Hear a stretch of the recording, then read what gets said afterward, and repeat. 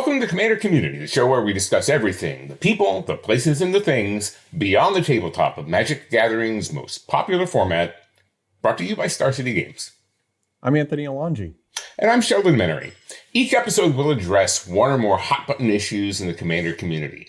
We'll talk about Commander's current events and the intersection of our hobby with life in general, whether that's food, booze, music, culture, nerdcore, really anything we like.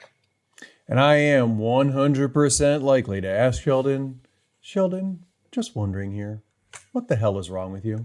Well, what's wrong with me this week, Anthony, is that we're mourning the passing of actor Chadwick Boseman, who most of our viewers are going to know as King T'Challa from Black Panther and the marketing, the Marvel franchise, from colon cancer at the tender age of 43. And as you can imagine, his death has hit me from more than one angle. Yeah, you holding up okay? Yeah, I mean, the guy was amazing and did amazing things in a very short amount of time. The fact that he filmed like 7 movies while he was undergoing treatment just speaks volumes about the power of his character. Yeah, he on and off screen, he was just so admirable, and he has, hit me as well, having the cancer survivors that I've had in my family, and reminded me of the strength that they've had, of the strength that you have, and a lot of other folks out there who are living this struggle daily.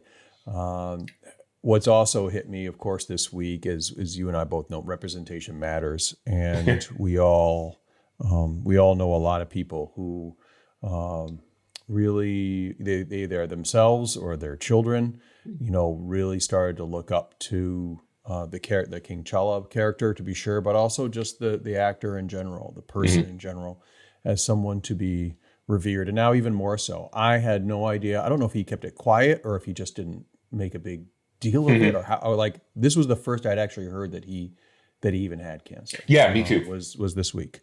Yeah, I had no idea. And just a remarkable human being to do all that he did and to inspire as many people as he inspired.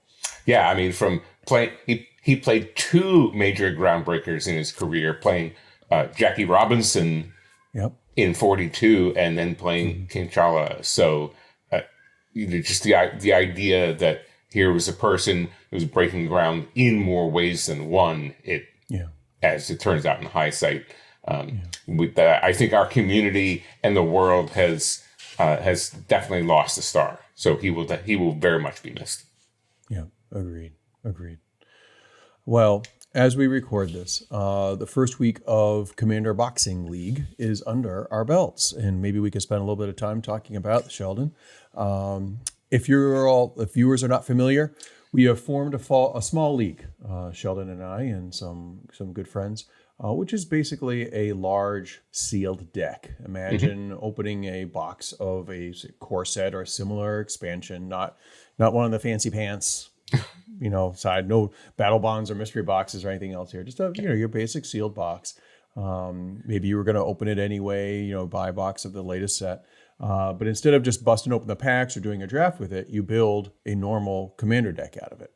And then each week we get to open 6 packs of any single set, similar set, that we haven't opened before, and we add it to the pool. Yeah, we introduced the league a little bit in our last episode. So this time I'd like to hone in a little more on our personal experiences. Less about the specific cards, although we're going to talk about some of them, and more about the communal dynamics of play. You and I are going to play a game with Scott and Olivia after we're done recording this on Sunday afternoon. Do you have a pregame mindset yet? I do, and in a slight adjustment. You have 2 games after this. I think you have one of them with Olivia, and I forget who else. You and Scott are playing 2 people. I'm actually in the one with Gavin. Right. Oh, yeah. Toby and Olivia. Yeah, me, Scott, Toby and Olivia in the first one, and then you're with Gavin Verhey in game 2. Right. And I'm getting them mixed up too, which is kind of cool because that's actually part of the experience. The game, so my game mindset is like I'm just kind of geeking out. I'm just kind of geeking out. I mean, I think maybe you are too, even though that you are definitely one of those high profile players as well, it's really neat. I've been dancing around on Twitter saying to Shivam and saying to Olivia and saying to others, hey, it'd be cool to play a game with you. Oh yeah, sure, we could do a game with you. But like to actually do it has been really neat. And so my mindset is just sort of excitement. I've actually played with each of the three of you now. Gavin, I played with earlier in the week. So this will be, but this configuration of 4 is new. And I've played with you and I've played with Scott before. So this will be nice. Much my game mindset this time is sort of like, okay, it's like I'm playing with my buddies now, right? It's just like, here's another game with my buddies. And I really enjoy that social aspect. From a play aspect, if you look at the results on our table, for those viewers, we keep track of the first out and the last standing. You would not know that I've entered the league yet.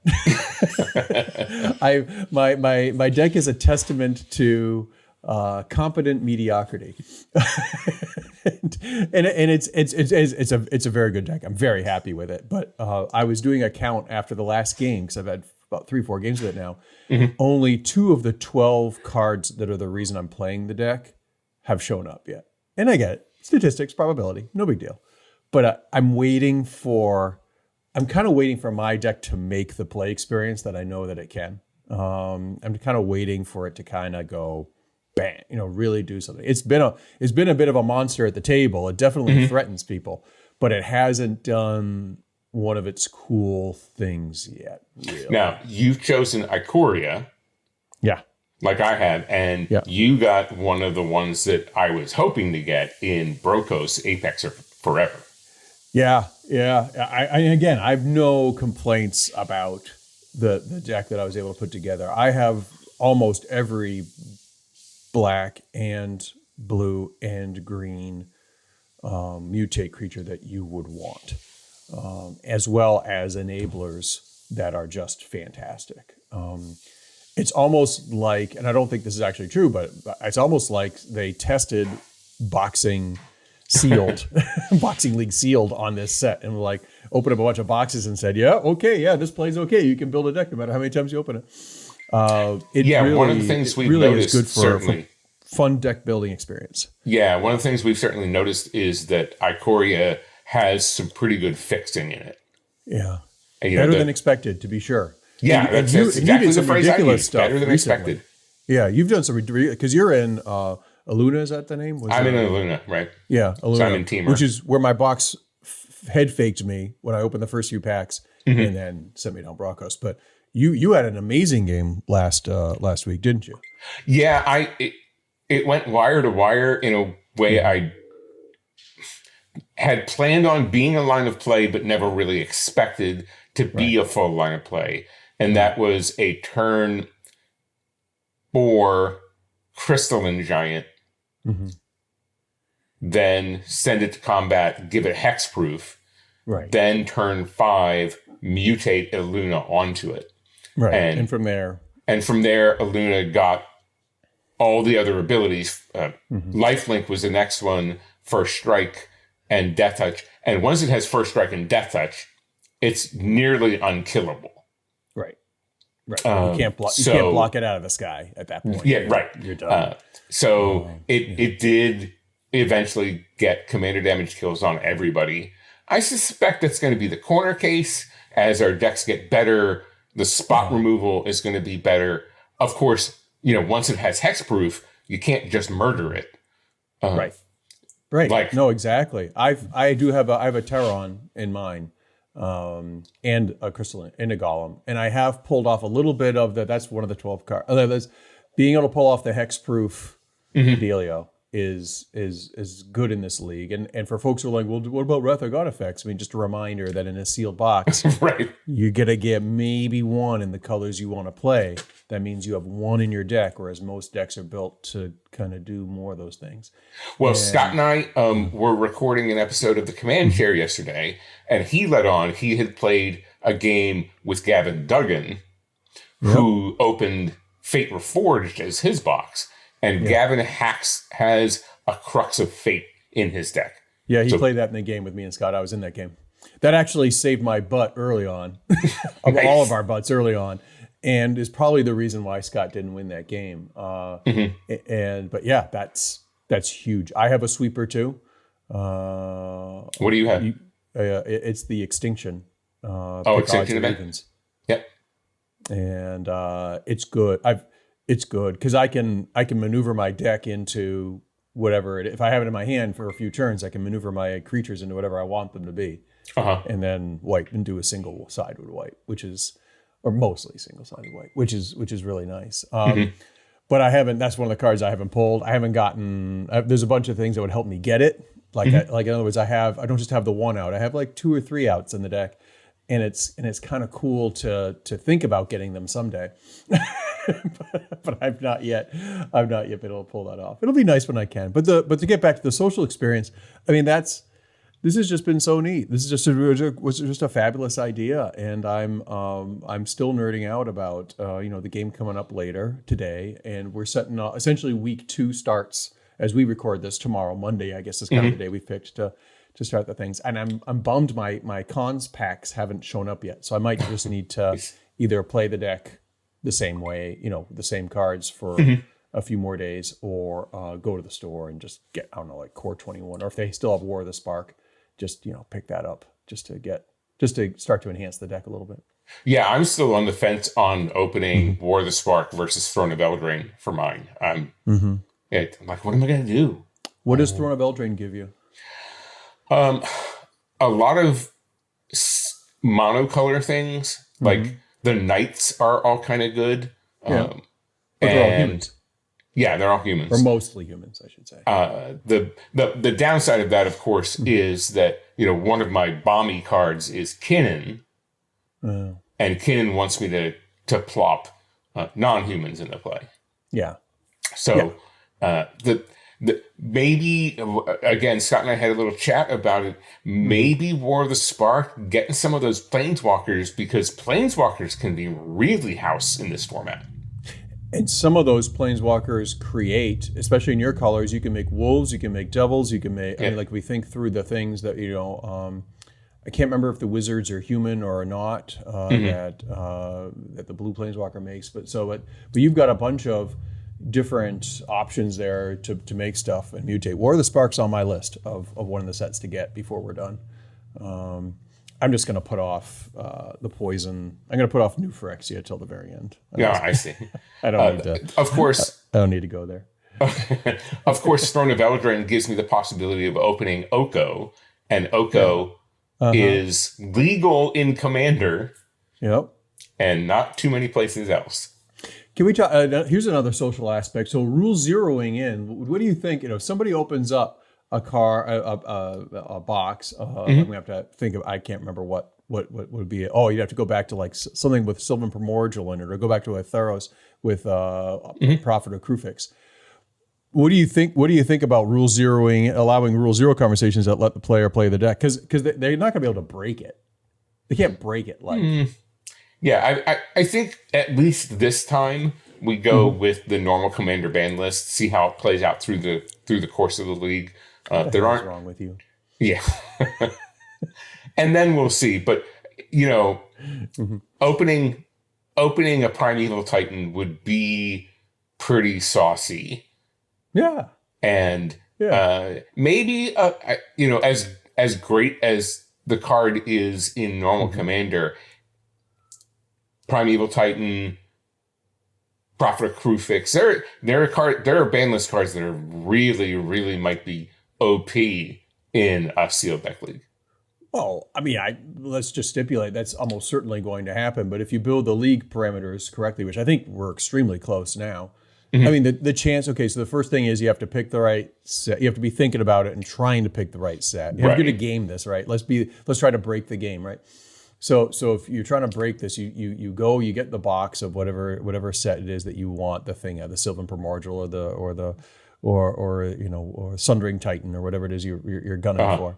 So you buy that box. You have to open the thing in the box. It has to work in your colors. If it's Sundering Titan, it works no matter what. It has to work in your deck in a way that you can do the things abusively, and then you have to actually play the game where. It shows up and it does the thing in conjunction with all the other things. It just seems like the chances that it would be, that would lead to the play patterns, to borrow a line from some people I respect, the chances that you would see the play patterns that are problematic in the game seem low.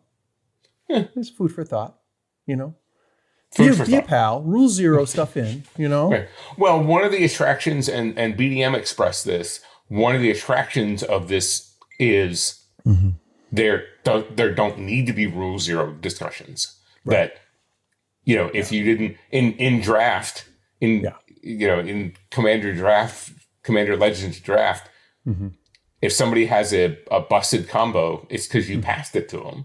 Right. So, right. I see that's a little different, but this is why I believe a big chunk of the future, not the whole future. What I said in the last episode was like part of the future of Commander, I think, is with these sets, because I've got a cube that has 3 to the power 9 in it, and it doesn't matter. I mean, it matters, but it doesn't really matter that badly, because it's in a cube. It's in a curated cube. It's going to be really difficult to pull it off. You'd still have to pass it to folks. You'd still have to find it.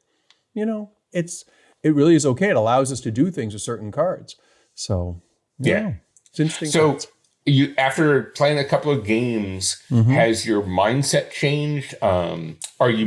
Have you made slight adjustments to your deck based on not necessarily the decks you've seen, but the style of play in general that you've seen? Exactly. Yep. Style of play. Well, part of it's technical. Part of it's the technical that like spot removal is better. You and I aren't big fans of spot removal, and I had a few spot removals, but I cranked it now. I have the maximum number of spot removals because it's all you got. It's right. So the play style has to be pick and choose your battles and nail the thing, and give the other 2 players the 0 for 2, the 2 for 0 that that you hate doing in multiplayer.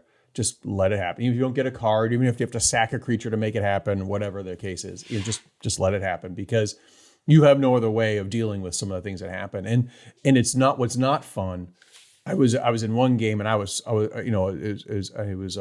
think Hobbs was a little bit, he's playing 5 color. So he understood. He was really good natured about it, but I think he felt a little bit out of the second game that I played with him. And even though we went about 8, 10, 12 turns. I mean, and then finally it was like, okay, here's the last bit of Brokos damage. And he was fine. I mean, he and I were fine, but I mean, like, it's not how I wanted to play alongside my Minnesota pal. Like I wanted him to have a little bit more epic, because his deck does have epic stuff, and he wasn't able to do that. So the color fixing is big. Make sure you can play your stuff, because it's no fun not being able to play your haymakers. You get into this league, you got all these different cool people to play with, and like your deck doesn't play out. Well, I mean, to some extent, that's a choice he made trying to play 5 color. Yeah. Right? I mean, I'm being nice to my Minnesota buddy. It's an environment where you're not going to have, again, he chose Ikoria as well, and we chose Dominaria. I'm sorry, he chose Dominaria, where the fixing is not good at all. No, his deck is pretty good, is above average for a Dominaria deck that just pulls stuff, but he was stuck without red in this game. In the first game I played against him, it worked flawlessly. It was, of course, that's what you expect, right? They get variants, right? Yeah. Has he said what his next box is going to be, his booster box? I don't think he has. Let me see if I can. I'm sure he's going to go get some fixing somewhere. Let me pull up the league sheet, because I think I have it right here. Well, while you do that, I'll keep talking about his deck. So for viewers, he even in the game that he was struggling, he still got a Helm of the Host on Baird. And so it still cost 3, 4 to attack him. I mean, one of the reasons we didn't get rid of him because we were mean. We were rid of him because it's like there's an inflection point that's going to come here. Yep. I don't want to be have him in the game on the other side of it. Let's let him enjoy that inflection point. Outside the game. Mm-hmm. He has already updated the sheet. He has put Dragons of Tarkir into his next one. All right. Okay. That gives him a little bit of something. Yeah, that's the whole maneuvering of what your next set is going to be. Mm-hmm. Like, as I was looking at the sheet, Olivia opened M20. And I saw it. Well, you were there in that game. You were playing that game when she opened it. You may not have been paying attention, but those of us on chat were. Wow. And that deck is lit. And in the spreadsheet for the next thing she's opened, she hasn't listed a set. She just said a set with elementals. Yeah, she's still trying to figure out. You can go back to Lorwyn and Morningtide and pay whatever that is, $10 a pack or whatever it is. Right. Or you can just go back to a couple sets and just try to find one that has a few. Really, it's the commons and uncommons. While we're speaking of Olivia, who was really fun to play against, of course. What was really neat is I've had 2 games I think on stream. 1 or 2 games on stream and 1 or 2 games not on stream, just private, including with people who could or who normally stream their games or often stream their games. And what's really neat is being able to, like, when the cameras are off and it's just, the 4 of you in a room, so to speak, right? And it's just that banter you can have, that social aspect of it is really, that's really kind of a neat thing to experience. It's been a while since I've had to worry about my public persona versus, not public persona. But I remember, also being in games where it's like everybody's crowding around. Everybody's expecting you to be like the person that pulls off like the amazing thing, whether it's an extra fun play or the extra smart play or whatever it is. And it can just add pressure that isn't always welcome. Sometimes it's cool, sometimes it's not. And I was just glad to be part of an environment where everybody could just relax. That was a nice social aspect of it. That was really, really, really cool. Well, do you feel different when you're playing in front of like a bunch of people versus when you're playing for people, whether online or in person? No, I mean for me, you play just as badly no matter what. Yes, exactly. Okay. For me, the things that are wrong with me are the things that are wrong with me privately and publicly. Right? there's virtually no difference. As far as I'm concerned, there's virtually no difference between my public and private personas. And now, obviously, there are probably things that I'm not going to say publicly that I might say in a private game. There are words that I'm not going to use when I go on Jeremy Knowles' stream because it's more family friendly. Yeah. Or there are words that I'll definitely use if I go on Olivia's because it's the most NSFWist stream there is. So, the things we may choose to do and say are different. But I try to not, as much as possible, as much as is reasonable, not be a persona. I just this is the me that you get. Right. And I think that's helpful for folks to know that's who they're getting. And I also think it's nice when you have the, one of the rules committee or any of the rules committee folks. I think you all come across pretty much the same in a game as you would in person, which is one of the cool things about you. But I think it's also fine to, part of it's the persona, but part of it's also just the extent to which you can relax and just enjoy the game. I also, another piece of the social element that I wanted to make sure we covered today was the fact that we did decide, kind of by group consensus, I was going to hide my deck. I was not going to let everybody know that I was playing Brokos of all things. Like, again, I did not, like, at least wanted for the first game or two for there to be some, like, I think he did a Korea, but I'm not sure which commander he has, and at least get, come out of the gate, with something, hot and fast that was maybe a little bit, because my deck does depend a little bit on speed and taking a couple people out early.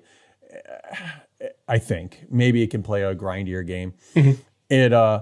But then I saw when I saw Brian put up his deck, and I'm like, I don't want to not put up my deck now, right? Like, he set the tone, so it's like, okay, the tone is like, we're all going to show everybody our deck. It's all going to be a cool thing. It's a big open thing. Let's do it. And I actually really am glad that we did that, because then I put my deck up. I think, other people put their, you started talking about your deck as well. You probably always intended to, and just that idea of let everybody see all parts of the experiment.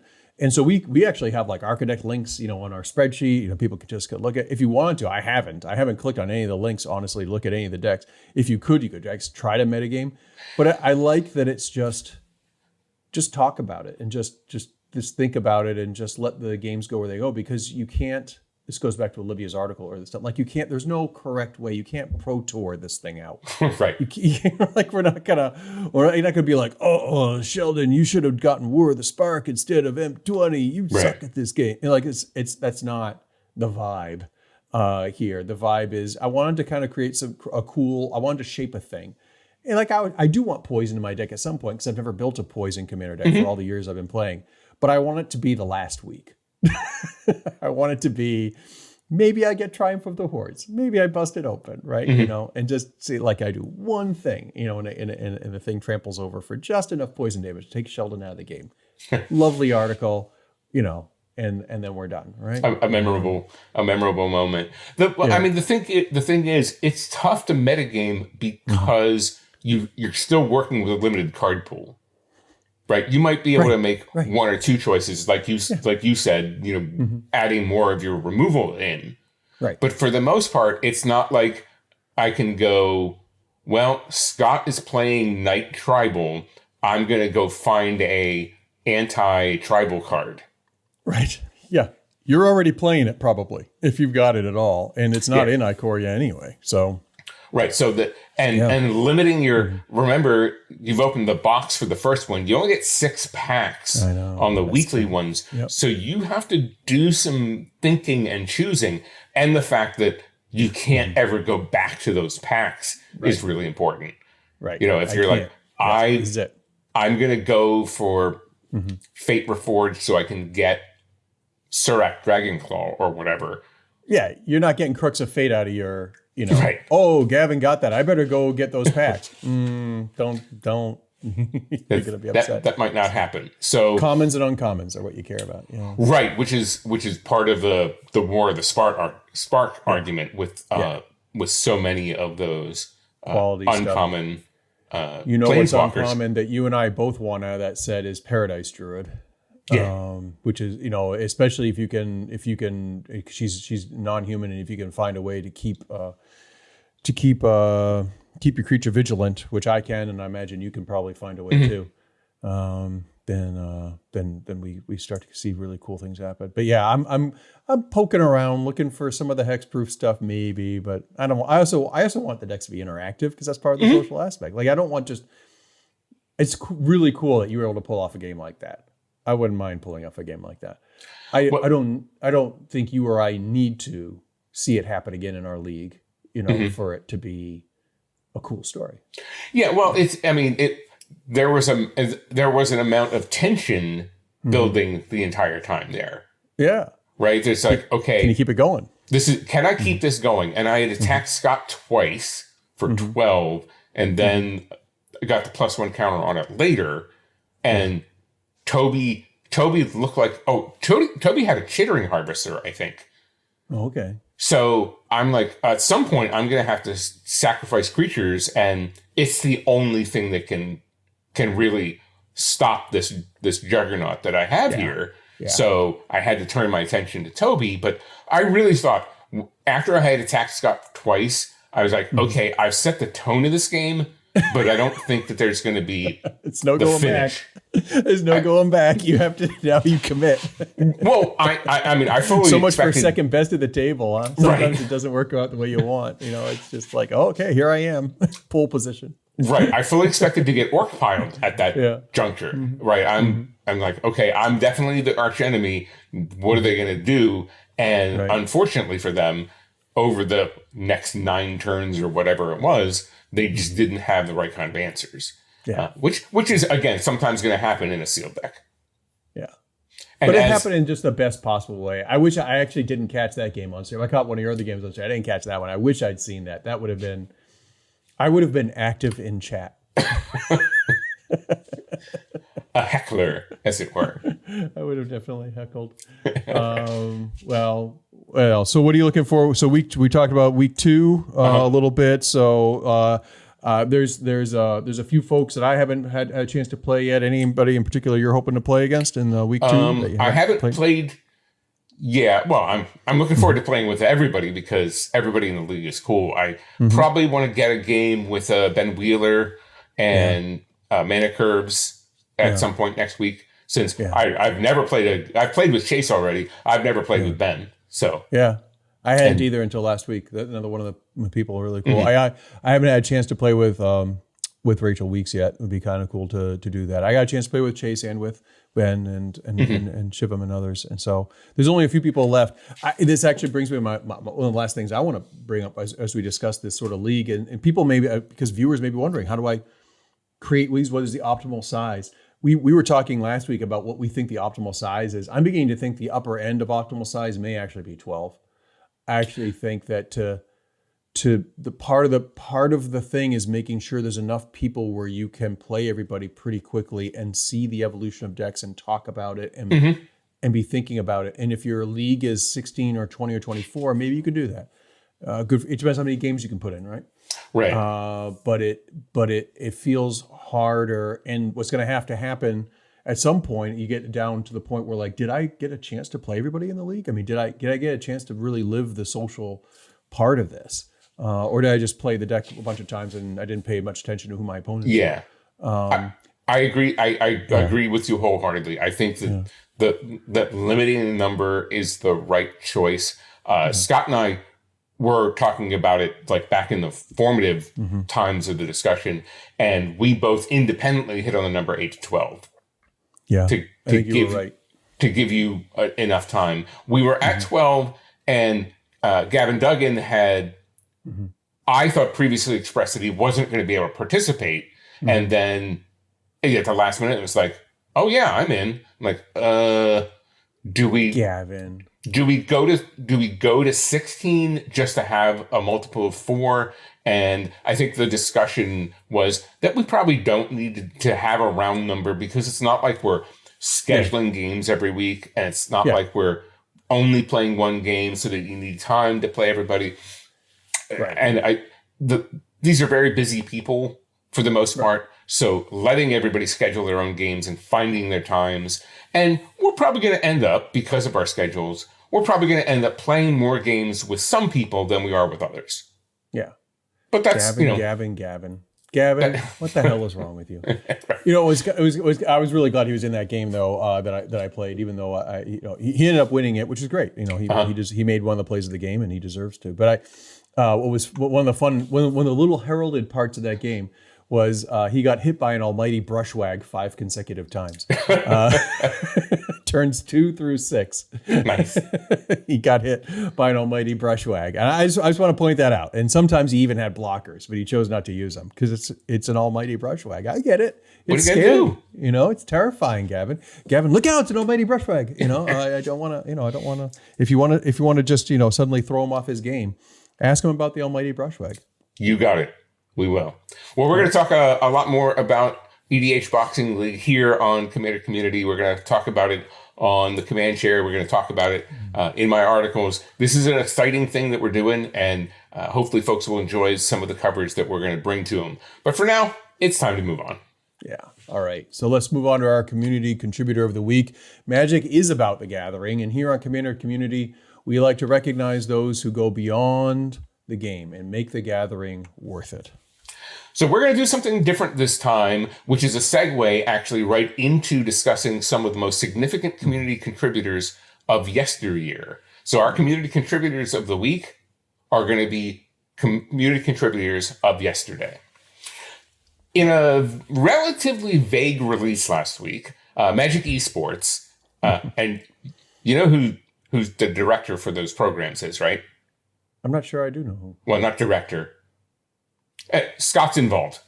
Scott's involved. Yeah, I know. Yeah. Scott, I didn't realize he was. Scott's involved at a very high level. Yeah. But I think director might be. Anyway, Magic Esports announced that there was going to be a change to the Magic Hall of Fame. Yeah.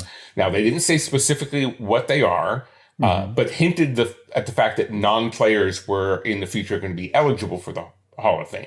And this is a discussion that's been happening for more than a decade, and a cause that I've personally championed when writing about my own Hall of Fame ballots in the past. Right. You have.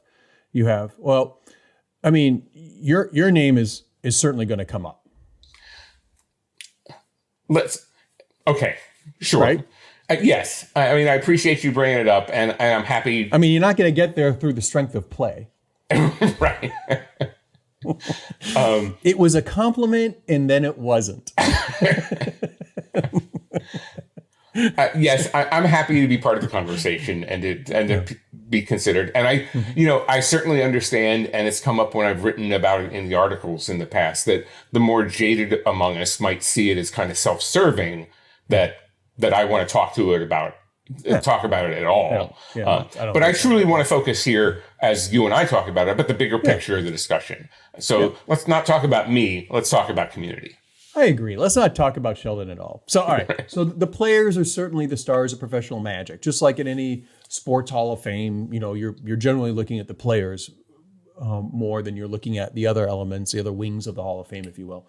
Mm-hmm. So it's all justifiable that that's where the focus will continue to be. But they are still one piece, maybe the largest and most impressive piece, but they're still one piece of a larger puzzle of what it has taken to make high-level Magic happen and to make it the great showcase that it is. So you and I, we don't have any foreknowledge. Let's just make super clear to anybody watching. We don't have any foreknowledge of anything that's going to happen, but let's just open up a few non-player wings of a hypothetical hall.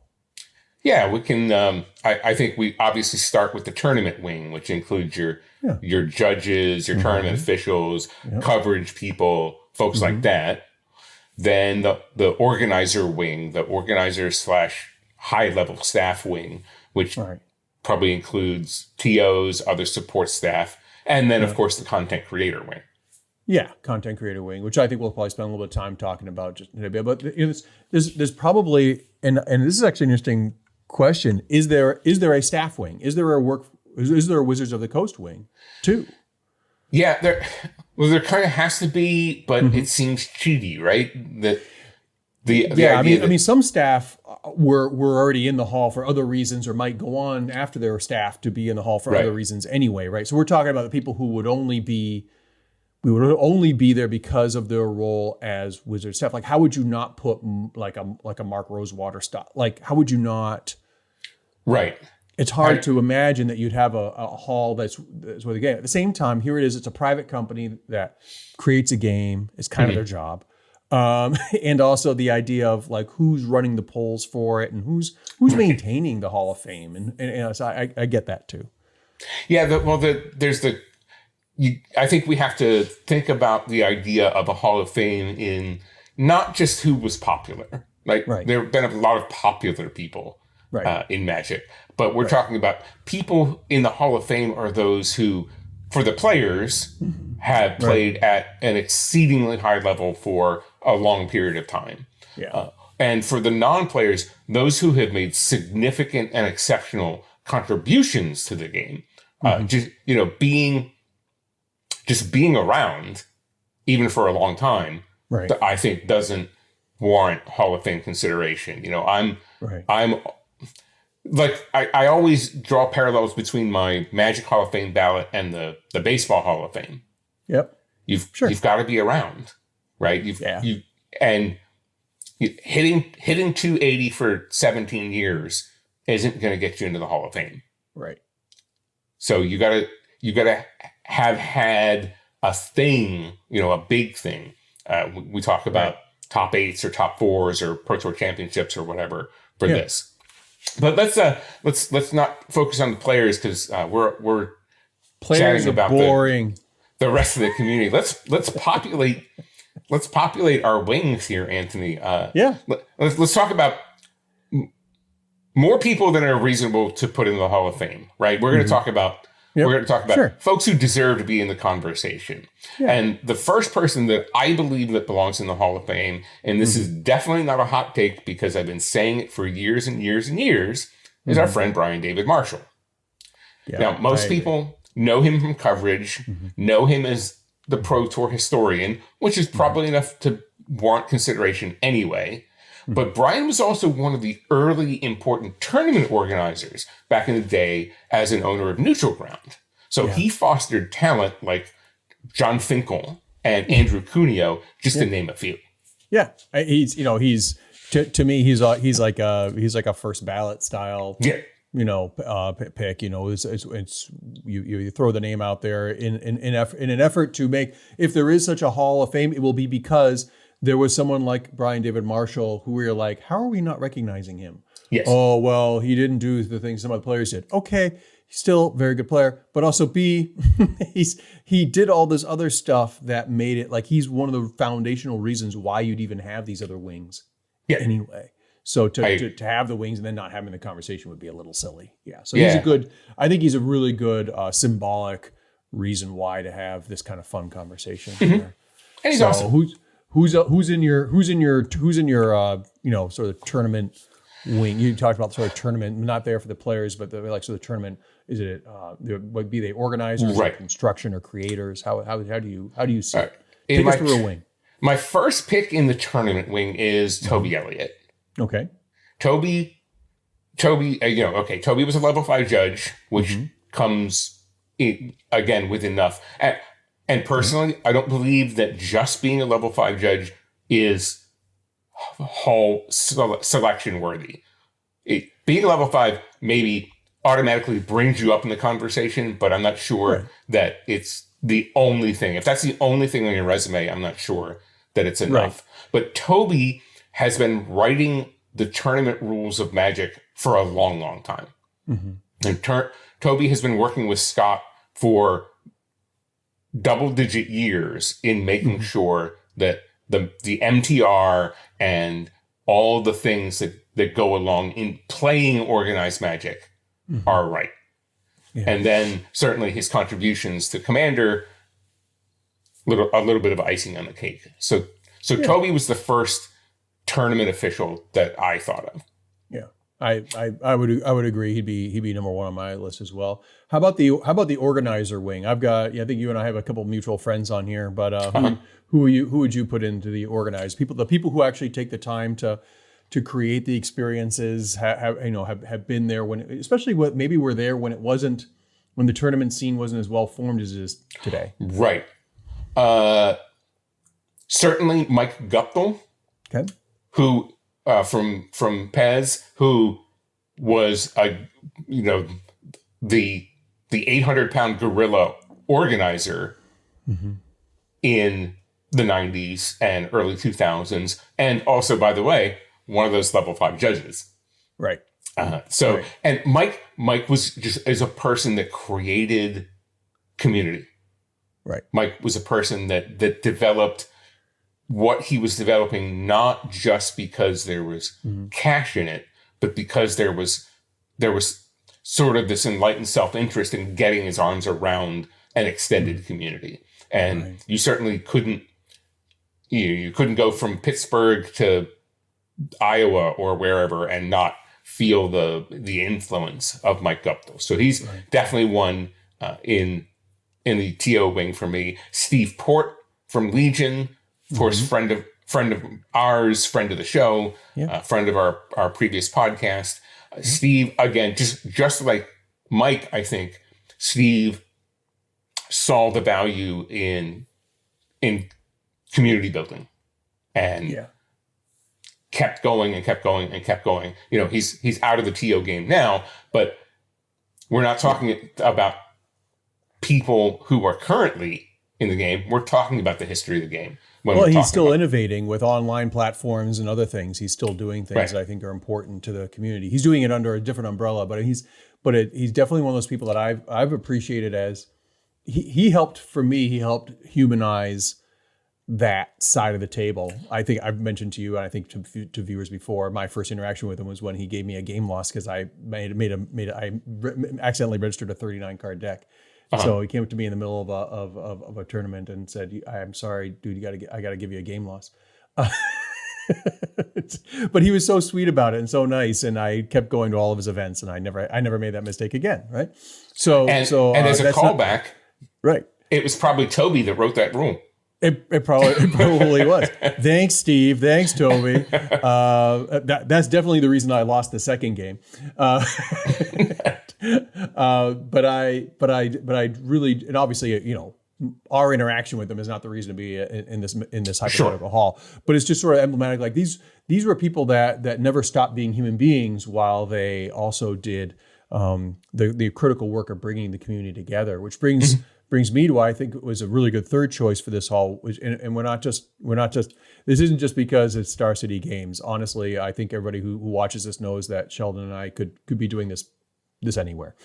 But Pete's a fantastic host. Pete Heffling from Star City Games has just been so, I mean, Star City Games' role and what they do with tournament organization, but also he helped organize the community back before it was a community. Like, there's an organizer wing, but he's also in many ways the content producer in so many ways, and what he has set up there in a for-profit business. To be sure, he has also done a lot of work to bring people together that go above and beyond any sort of profit motive. Yeah, Pete had an idea way back when, and stuck with it. We should have him on as a guest someday. Do you think he would? Do you think he'd return our call? Maybe. We'll have maybe. See if you know anybody. See if you can pull a string. Right. Okay. I know a person. Maybe I can talk to Jeremy Knoll. Maybe.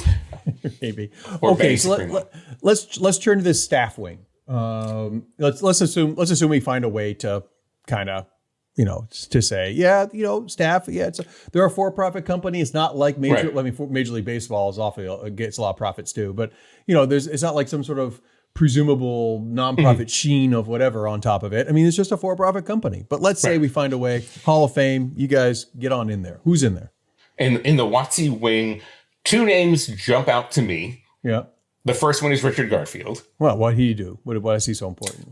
He was he got a PhD. He had a PhD. He was the PhD. He got a card named after him. And he was a power hitting shortstop as well. You can be in, Mr. Garfield. Yeah. The second is Scaff Elias, who basically invented the Pro Tour. Like Scaff was one of the early. I think I have to check my history. I think he knew some of the Carnegie Mellon people when Richard did. So like there was some mutual friendships, and Scaff was in on the ground floor of the game when it was in playtest version, if my memory serves correctly. Right. But then as a Wizards of the Coast employee, he was foundational in creating organized play and specifically in inventing the Pro Tour. And, here's a high level person who understood what needed to be done to make a thing successful.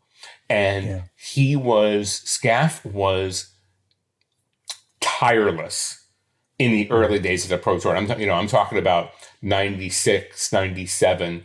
Scaff, who's at this point, a bigwig at WotC, was the person who would manage the overnight shifts in the open games hall. Yep. So, Pro Tour going on over there, open games over here, or side events over here. Sleep for 2 hours. Would manage side events. Would manage side events on the midnight shift so that nobody else had to take the crappy shift. Wow.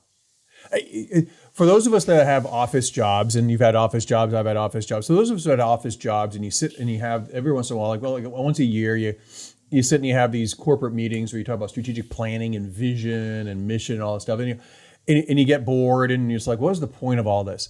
This is a great example of why vision matters. Like understanding and being able to look and set a plan for what you think is going to happen down the road. And his voice and and his colleagues, I mean, obviously it was a team decision by the corporation, a very good one.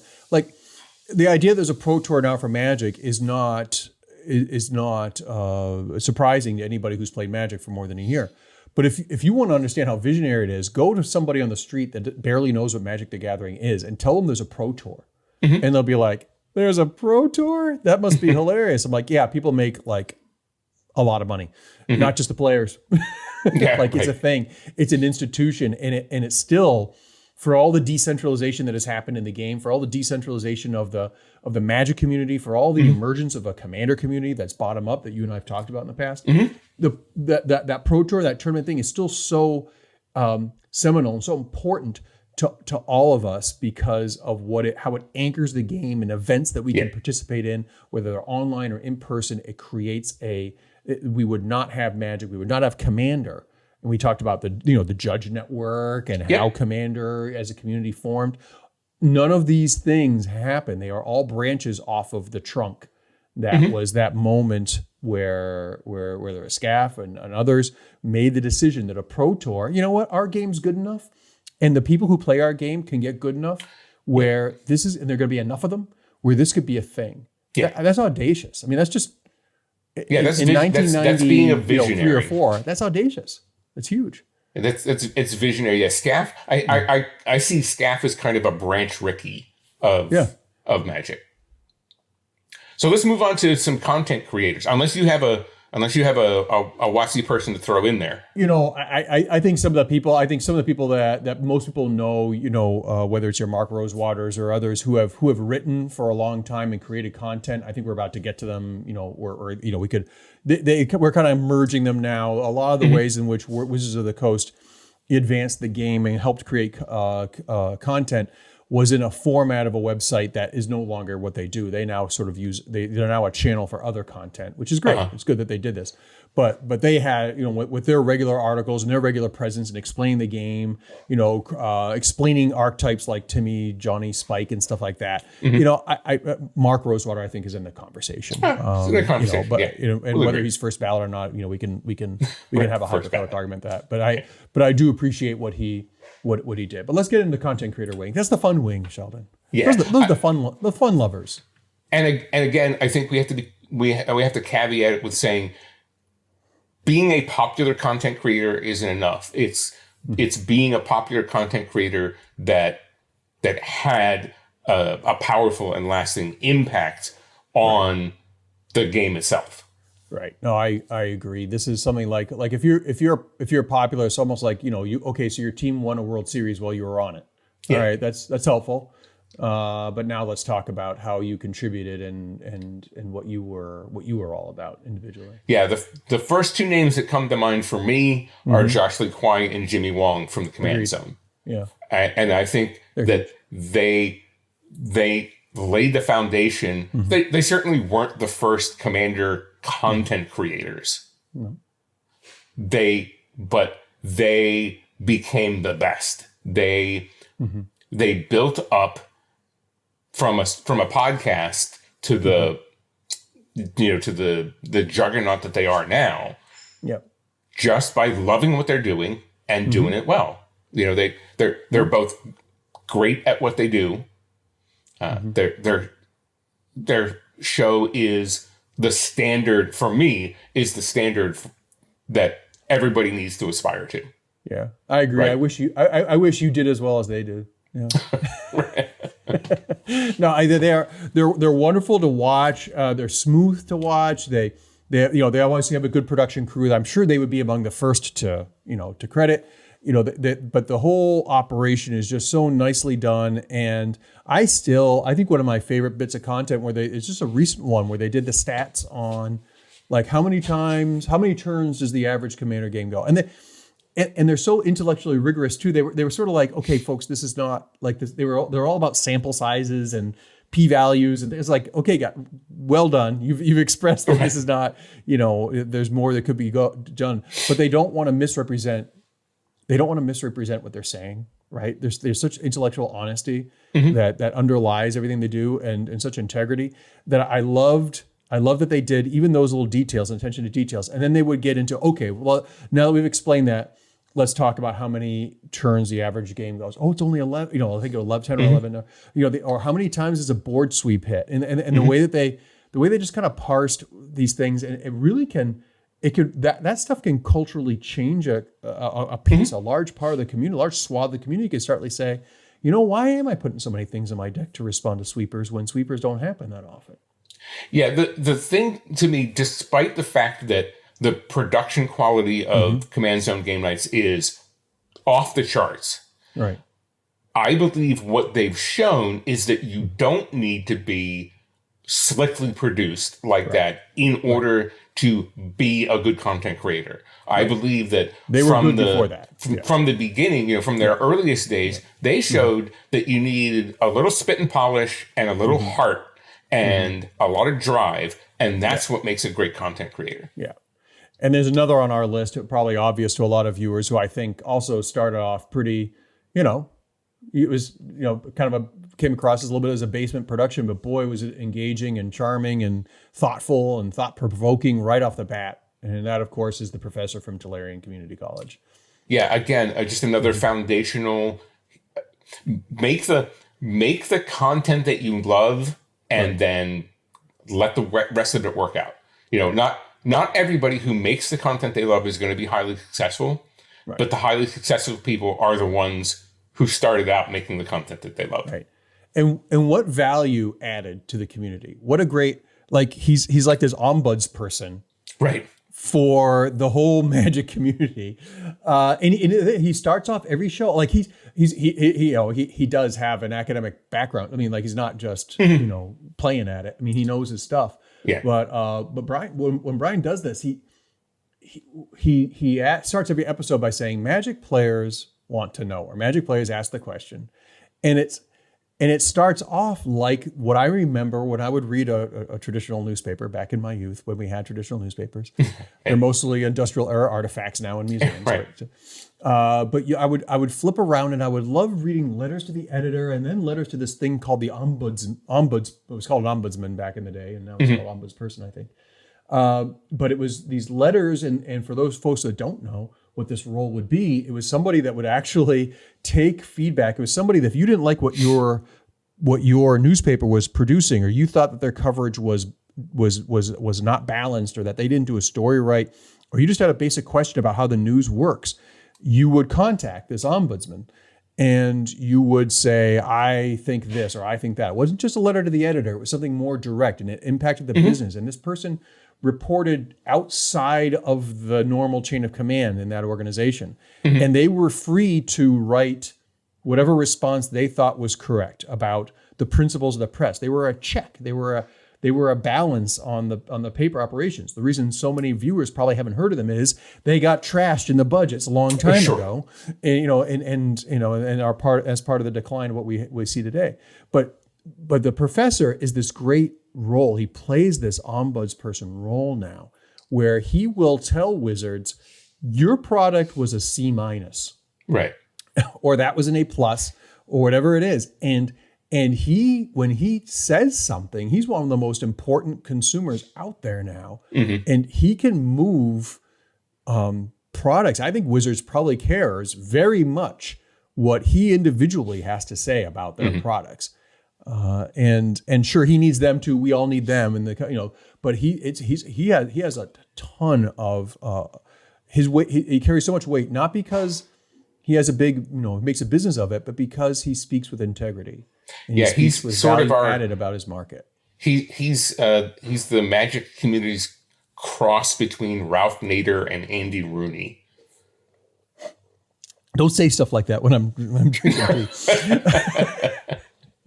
Why is it that I would, he would do I hope maybe he watches us. I don't know if he does, but if he, Prof, if you're watching, I would love it if you did an actual Andy Rooney base, because I know our viewers don't necessarily know who Andy Rooney was, but you know, Prof, who he was, and if you could do that, that would be a phenomenal callback for us Xers and Boomers who remember Andy Rooney.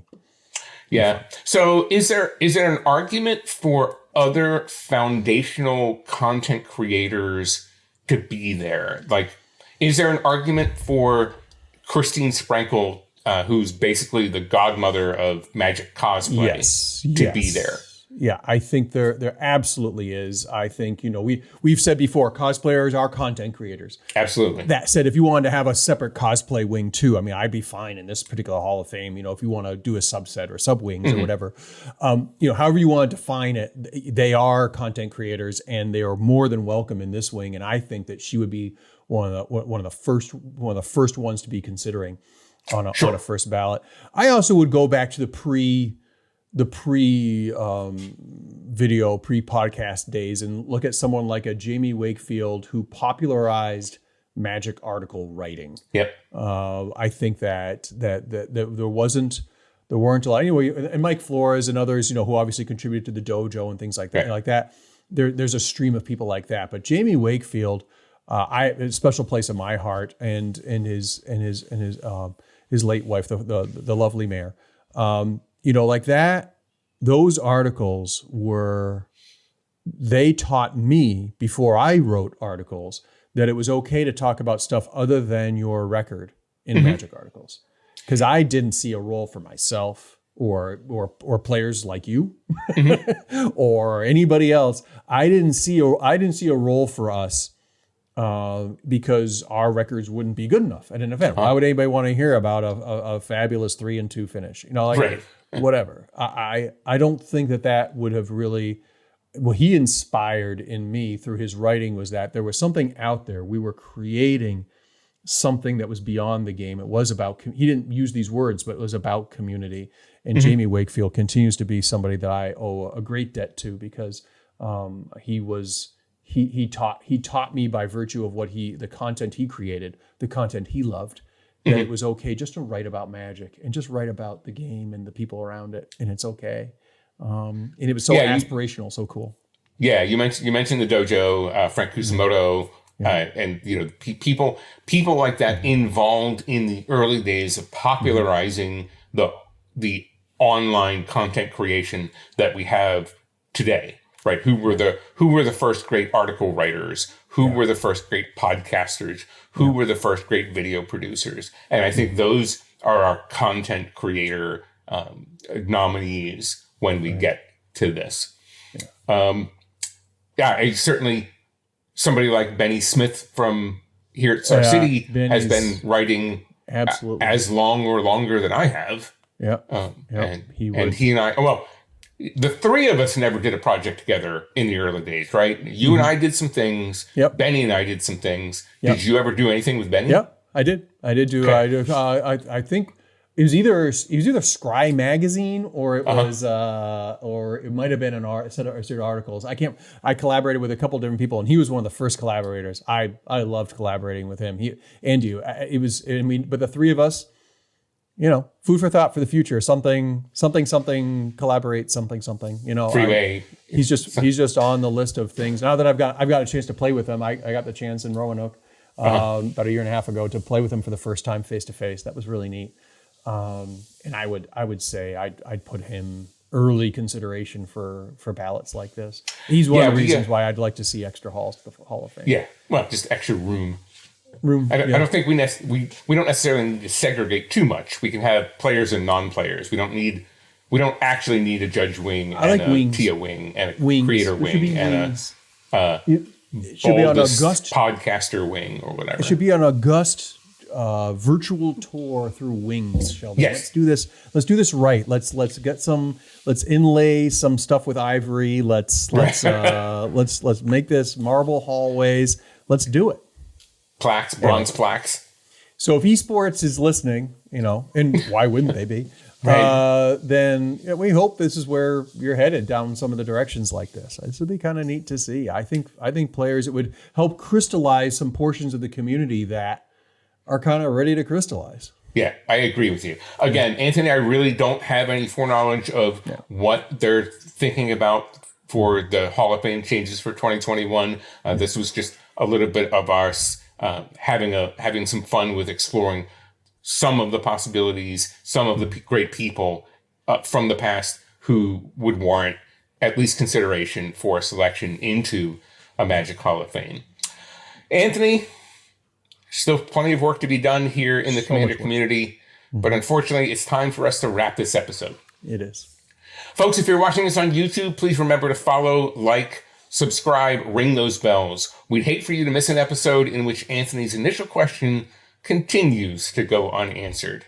Why don't you tell these folks where they can find you on social media? Sure. So on Twitter, I'm at Anthony A. Alongi, and on Facebook, I am under Anthony Alongi. I'm on Twitter and Facebook by my name, Sheldon Menery. Please tune into my other show, The Command Chair, every Thursday here on Star City Games and on YouTube. Also on Thursday evenings, 8 p.m. Eastern in the U.S., you can catch me, the rest of the Commander RC, on the Commander RC Twitch channel.